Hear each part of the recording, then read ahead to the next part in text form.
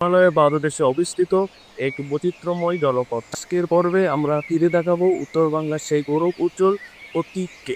প্রথম, প্রাচীন যুগ তথা পুনর্বর্ধনের ইতিহাস। দ্বিতীয়, স্বর্ণর যুগ তথা পাল রাজবংশ ও বৌদ্ধ সংস্কৃতি। মধ্যযুগ তথা কোচ রাজবংশের উত্থান।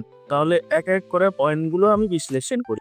প্রথম পয়েন্টটি আলোচনা করব আমি প্রাচীন যুগ তথা পূর্ণবর্ধন। ইতিহাসের পাতায় এই অঞ্চলটি প্রাচীনকালে পরিচিত ছিল পূর্ণবর্ধন বা পূর্ণন নামে। এটি ছিল প্রাচীন ভারতের অন্যতম গুরুত্বপূর্ণ জলপথ। আজকের মহাস্থানগড়ে বর্তমানে বাংলাদেশের ধ্বংসাবশেষের সেই সমৃদ্ধ অতীতের নীরব সাক্ষী। মৌর্য এবং পরবর্তী গুপ্ত সাম্রাজ্যের এক গুরুত্বপূর্ণ প্রশাসনিক কেন্দ্র ছিল এই অঞ্চল। দ্বিতীয় যে পয়েন্টটি আছে, স্বর্ণযুগ ও পাল রাজবংশের বৌদ্ধ সংস্কৃতি। অষ্টম থেকে দ্বাদশ শতাব্দী পাল রাজবংশের শাসন ছিল এই বাংলায়। পাল রাজারা ছিলেন বৌদ্ধ ধর্মের পৃষ্ঠপোষক।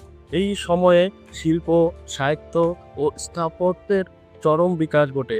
পাহাড়পুর বৌদ্ধ বিহার বা সোমপুর মহাবিহারের মতো বিশাল স্থাপত্যগুলি আজও সেই সাক্ষী বহন করে। তৃতীয় যে পয়েন্টটি আছে, সিংহ ও মহারাজ নরনারায়ণের নেতৃত্বে রাজ্য তার নিজস্ব সক্রিয়তা, সংস্কৃতি এবং রাজনৈতিক ক্ষমতা নিয়ে দীর্ঘকাল টিকে ছিল। উপসংহার ও বর্তমান মিলনক্ষেত্র।